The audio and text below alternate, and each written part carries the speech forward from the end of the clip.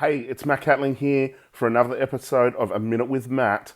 Now, today, what I want to talk to you about is this concept of the model of the world. So, it's an NLP term, but we each have a different model of the world, and this is the challenge. We each have different stories that we tell ourselves, we've had different experiences, we've got different belief systems, we've got different values, and this determines our experience.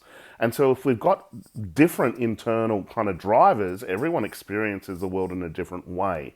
The challenge is that often we can project our model of the world onto another person, and this is typically where conflict happens.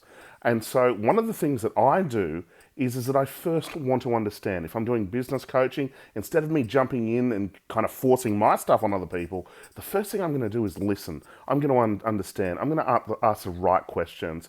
And the same is with every relationship. The key is to be able to enter another person's model of the world, respect it and understand, and then change from there. I hope that helps you.